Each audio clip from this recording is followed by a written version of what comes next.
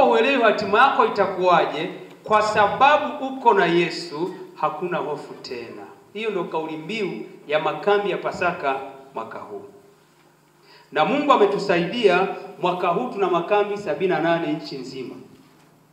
78.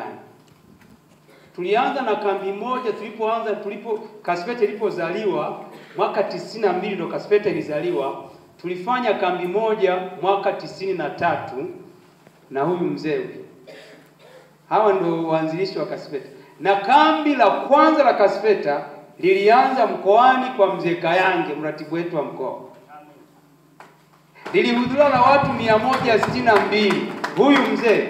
Kwa hiyo mimi nikija hapa nitakwenda kufundisha somo nasema ijue Tayomi na maono yake.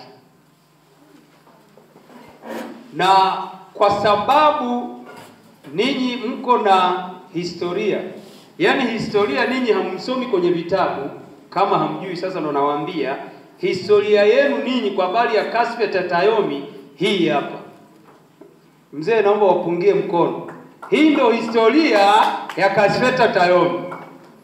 Kwa wakati wenzenu kwenye mikoa mingine wanasoma kwenye vitabu kama hivi, wanafundishwa jamani Kasipete ilianza hivi na hivi na hivi, ninyi mko na historia. Huwa nawaambia watu wa Kilimanjaro, nawaambia ninyi mko na historia Lisu. Haleluya. Kwa kambi kama hili tunalofanya, tuko ngapi sasa hivi?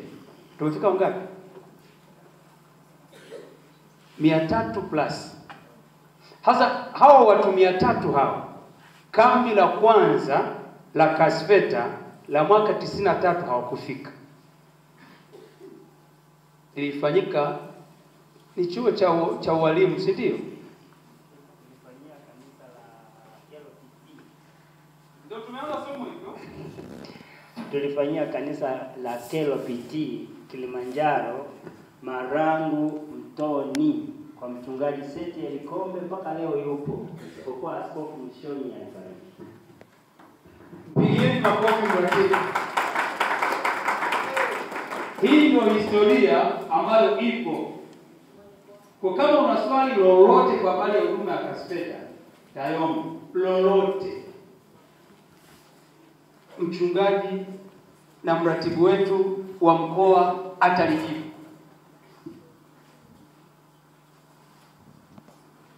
Mratibu Kayange ana sifa mbili. Sifa ya kwanza nimeshaisema ni historia. Si ndio eh? Ni nini? Historia.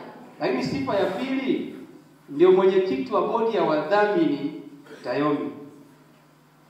Bodi ya wadhamini ndio wamiliki wa mali za taasisi yoyote. Kwa mujibu wa sheria, kila taasisi kama ni kanisa kama ni nini, lazima iwe na chombo kinaitwa bodi ya wadhamini. Wale ndio wamiliki wa mali. Sasa mwenyekiti wa bodi ya wadhamini ni mratibu Claudi Selemani Kayange.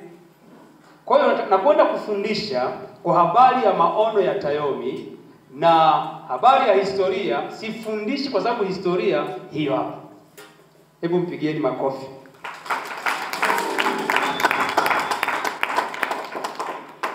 Ni nani anajua kitu kinaitwa Kasipete Tayomi? Nianzie hapa. Nani anaelewa kitu kinaitwa Kasipete Tayomi? Nyosha mkono kama unaelewa. Nyosha mkono kabisa hivi. 1 2 3 4 5 6. Hawafiki hata 30. Out of watu 300. Kasipete Tayomi ni nini? Nani amesema anaelewa?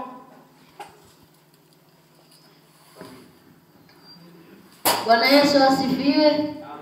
Kwa majina yangu naitwa Ezra George Mwashuya, nasoma Aishi Sekondari.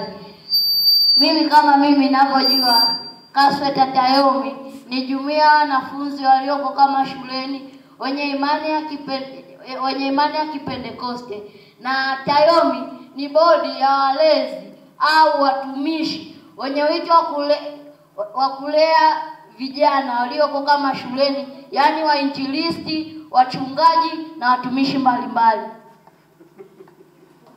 Mwashuya, unasoma form gani? Form 3. Form 3. Mpigeni makofi Mwashuya. Yaani amechambua classifier